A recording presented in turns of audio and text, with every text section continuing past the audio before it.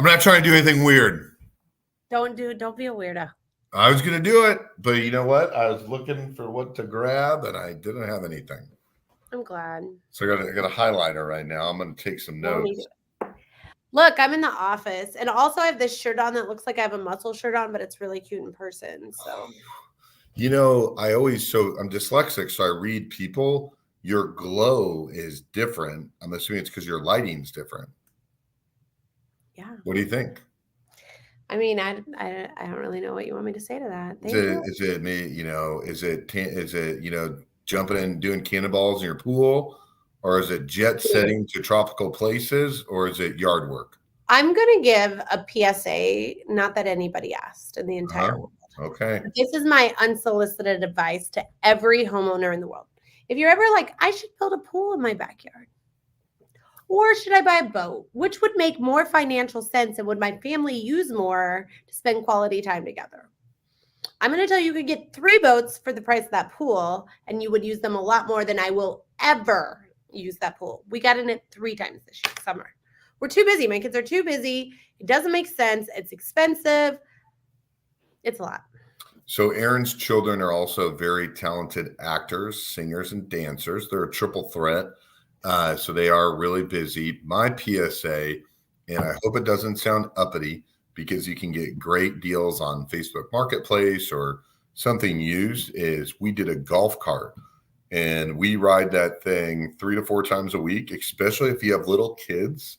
It's great to drive around. You can check your HOA, though. My HOA doesn't allow golf carts, and we're a lake neighborhood, not a small lake, but I looked into doing that because I knew we would use it a lot because I have neighbors all over it, and our HOA doesn't allow us to do it.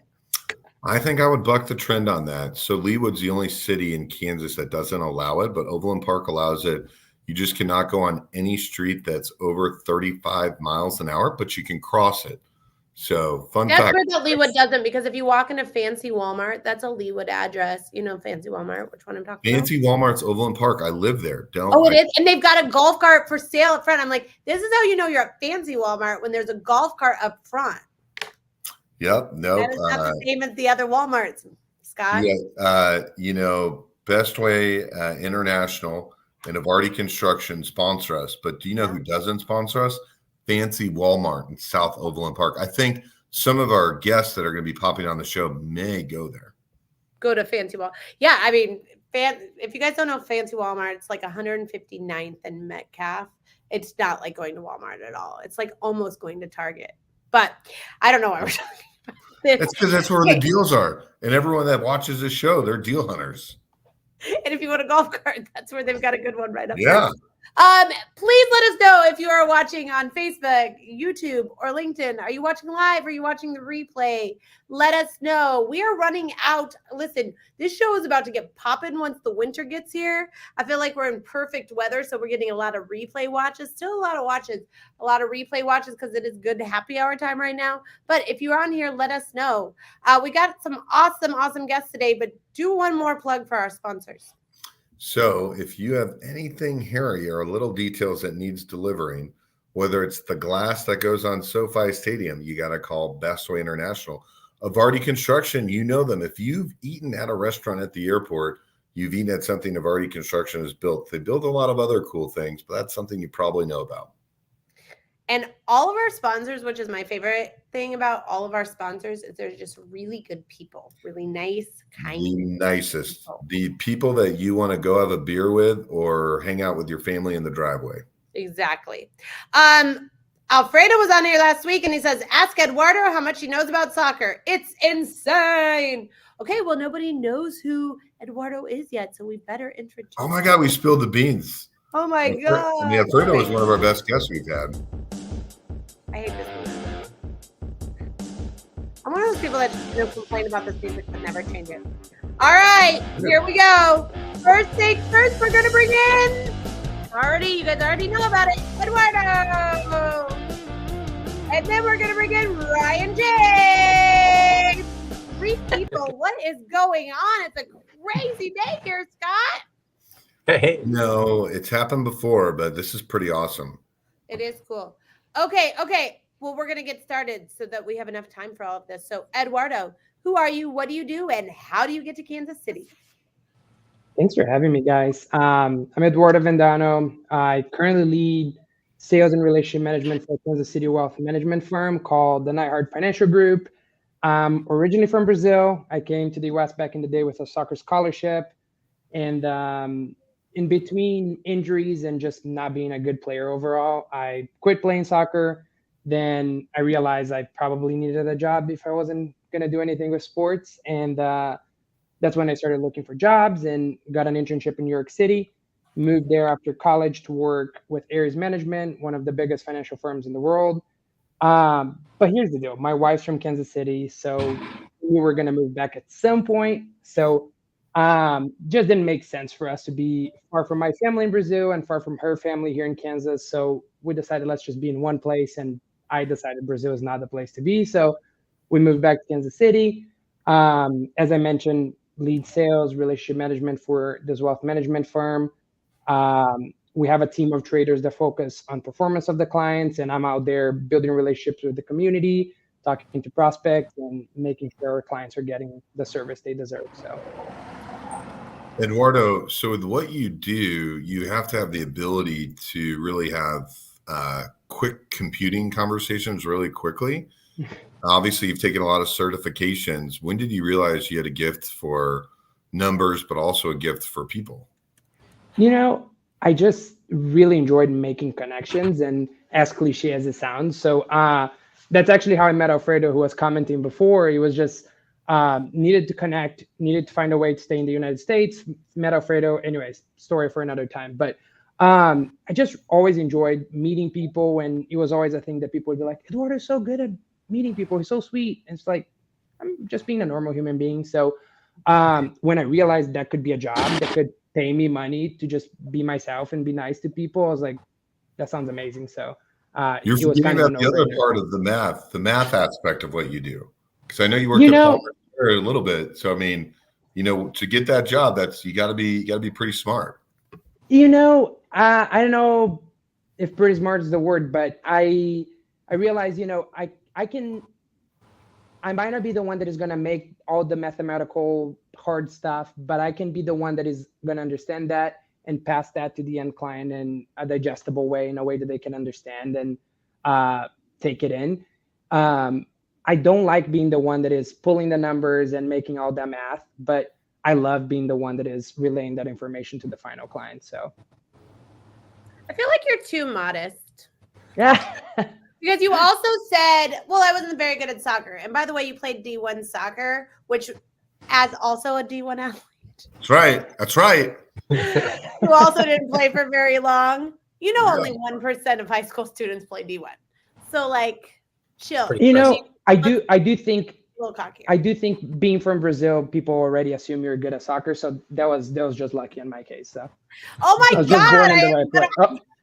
I was just born in the right place. So wait, Aaron, before you ask the next question, I kind of feel like when you give your next keynote, it needs to say only 1% of people play D1 sports. And they're going to be like, is that you, Aaron?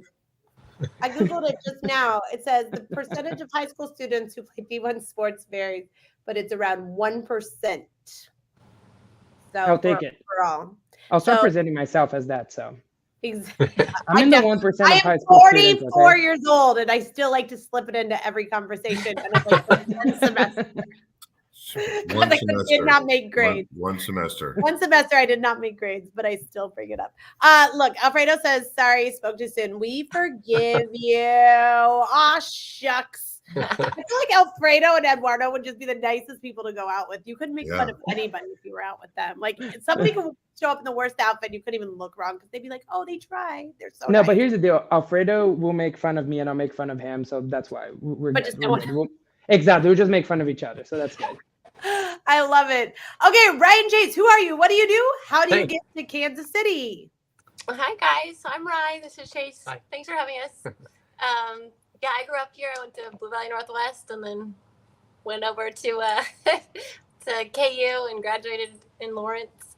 I worked for a photographer in Lawrence actually for a couple of years after I graduated to learn, the ropes of running a business. We opened up in 2006, of March of 2006, in like this tiny little office space. About a year into it, I met this guy. He came in for headshots and called me darling, and then we went on a date. Yeah. And I went to Raytown High School, as I say, Raytona Beach. And I went to college for theater, and then I joined Exposure Model and Talent. And they said, hey, you need headshots. And so I put it off until I saw her business card with her picture on it. And I was like, yeah, why not? I agree. Let's go say hi. And then being a bartender actor wasn't very conducive to a married lifestyle. So I started working with her, and the rest is history. I'm sorry, there's a little train out here in Stillwell, Kansas. Sorry. Where did you get your BFA from? I went to KU. You went to KU? Yes. The Bachelor of Fine Art. You both have BFAs? Yep. Damn. My son is going for theater right now. That's why. Yeah. Fine. Yep. I have a BFA in theater performance. Yeah. Theater performance. Nice. What company did you work for in KU? I worked for John Gladman. He had a little photography studio on Mass Street, 14th and Mass. Yeah. Remember the company that was everywhere that went into all the parties and took the pictures? Yes. Yeah, I was wondering. So, Rye, what are your top 2 revenue generators for your business? I would say we definitely do a lot of high school seniors every year. That's a huge part of what we do from probably July to November. And then when we do the high school seniors, we also include a family session with it. So we definitely do a lot of families here in Kansas City that are, have high school grads, but we also do a ton. We have a 8-year-old and 12-year-old. So we do a lot of little families with little kids as well. When did you toss in the business idea of when you sign up for senior photos, you can also upgrade to do family? Who thought of that? I guess I did, but we just always. She's like, duh. I'm Upsell. really Yeah, it definitely helps, and most people take us up on it. Yeah. So. Well, what is it? Somebody always said that it's been forever. Life happens, and we had a many families that probably it's been since the kids were little, and now they're seniors, and it just caught up to them to realize they could kill 2 birds with 1 stone. The Chase, obviously your background suits really well with dealing with new situations. How do you like calming people down and helping them feel comfortable? Yeah, that's actually, I don't get to do a lot of acting on stage per se anymore. And this business keeps me too busy to audition. But every day when there's a little kid or, a young nervous kid, to kind of read them and just understand maybe what they like. And I can tap into that and play and have fun. So that theater helps. I love it. So Eduardo, next question here. What is the most pivotal part of your career? So making the change from being in New York and selling to institutional clients, and then even here at Palmer Square in Kansas City, to moving to the retail side and talking to the end client has been a really rewarding thing to just build those relationships and build this business off the ground. And just when I met my business partner, we started to discuss what this business could be, and we realized there's a hole here. There's always companies that will give one of the two, either strategies that perform or very good salespeople who give clients the attention they deserve. So we're like, you know what? Let's put something together where he's the brains bringing all those strategies that will perform. I'll be the one meeting those clients and making sure they feel special. And that has been really special to me. Even just as cliche as it sounds, we usually like to tell clients that our goal is to deal with their finances so they can focus on what they do best. And why not us do that? So I'm good at connecting with people. He's good at finance and all the numbers and all of that. So he focused on trading. I focus on building relationships. And that has just been really amazing to meet more people in the community and just truly meet them. While when you're on the institutional side, you were sure you meet the company. It's really fancy to have this big pension fund as your client, or have this big institution as your client, but you don't truly meet the people. You kind of know the name and all of that, but they're buying more the product than they're buying the salesperson. And in wealth management is much more about, if they like you and they trust you, they will most likely do business with you. And it's been really amazing to do that. So what's a unique business development thing that you've done that's a little out of the ordinary that's been successful? So that's a good example that I think doesn't really help with the institutional side. Is I'm meeting this 70-plus-year-old lady. I'm at her house. She's slower moving and all of that. And we're trying to talk her through her portfolio. She does not care at all. She only wants to talk about her kids. And I want to hear that. But we also need to go through her portfolio at some point. We do that. She offers me some coffee, but she's kind of struggling to get to the kitchen. And I was like, you know what? I got it. So I'm in this lady's home for the first time. I'm making coffee in her home at like 2 p.m. on a random Wednesday. And I'm like, I love this. This is awesome. I'll never be into a research analyst's home or in a chief investment officer's home and just having a heart-to-heart conversation about our families and why her money is important to her and why my family is important to me, that kind of stuff. So I think that's a very unique thing that doesn't really happen on the institutional side. And that happens more often than I could imagine on the retail side. So Rye and Chase, two-part question, two people. What is the most pivotal point in your careers? Ladies first.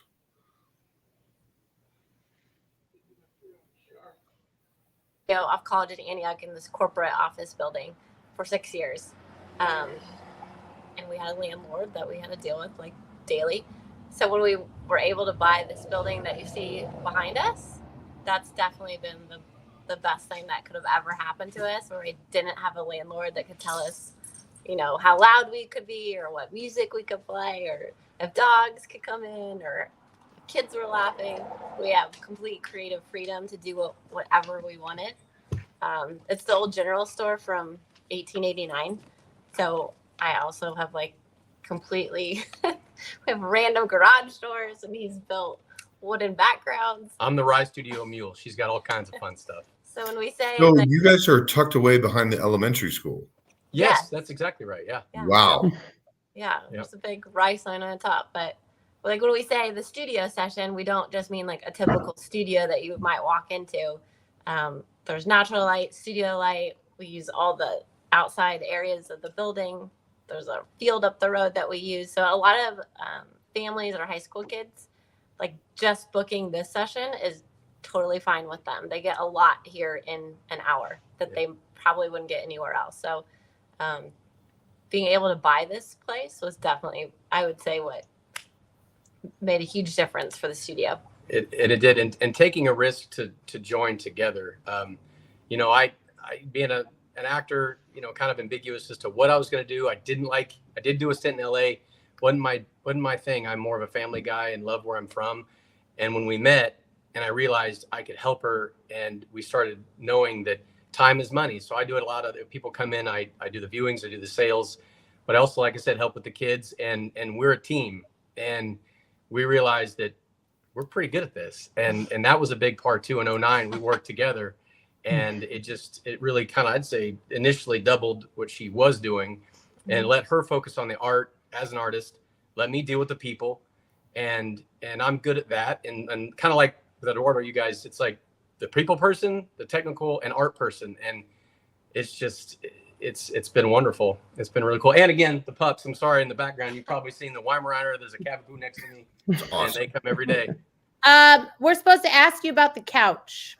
Oh, yeah. Michael Mackey question. She's the crazy couch lady. She's got them all, but this red couch is the starter. Our biggest mini session is, 2011 when we got the building. And it was this couch. It didn't look like this. It looked awful, but we had it recovered. And there was a cute little love note stapled to the bottom of it. From the the guy had, 20s? the guy had like bought it for his wife for their wedding present to each other. Yeah. Oh, that's cute. I Yeah. love it. Awesome. Yeah, I'm looking through your pictures over here. They're pretty insane. So No big deal. I mean, I don't know if I could work with high school seniors all the time. I give you props on that because I got one in my house. I will say she's so calm and chill, and she focuses on the person as opposed to herself, and that really calms them down too, because they love working with her because she's just just chill. Nice. Takes a special person to work with those seniors. Mm-hmm. All right, Eduardo. I cannot believe it is September. Okay. How is 2024 going for you so far this year? How are you doing on your goals, and how can the Kansas City community help you to achieve those goals? So doing really well so far. Joined the new company, found a partnership that I really love so far. For the last 3 months, which is crazy to say that it's already the last 3 months, but my goal is to mostly meet with business owners who are either looking to sell their businesses or have recently sold, and truly help those people as much as I can to go through the whole process of how to make sure that money is not wasted and put in the right place. The little backstory on that is when I was much younger than now, my mom had a small business back in Brazil. She sold it for a pretty good amount of money for a small business, but just used the money, didn't put anywhere. And fast forward a few years, she had to go back to work. So seeing that if not very well allocated, and if you don't have someone who's actually taking care of that money for you, it's very easy to just, I'm not gonna say throw it away, but to just enjoy it for the short term, but then the long term is probably that you're gonna have to go back to work. So my goal is to meet as many business people as I can who are either looking to sell at some point or just have sold. And I would say the best way to support me and our whole business is if you know someone, or even yourself per se, who wants to handle their finances more seamlessly, and or have been looking for a financial advisor, or maybe even have an advisor and just want a second set of eyes, me and my team would love to take a look at that, make sure they're getting the service, the performance they deserve. So also just talk through what we do differently. So yeah. A lot of people are saving for college. What do you recommend people? We're talking to a broad audience. We're not trying to get technical.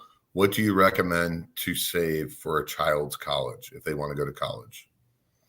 It obviously depends on the age, right? But the general answer is there are a lot of ways you can use taxes to your advantage if your kid is still younger and all of that. So that's a question we get a lot about, like, should I do a 529 or should I do any of those other governmental programs? So I would say definitely look into 529, see what your state's offering. And there's just a lot of ways that you can use that taxable account for advantages. So definitely.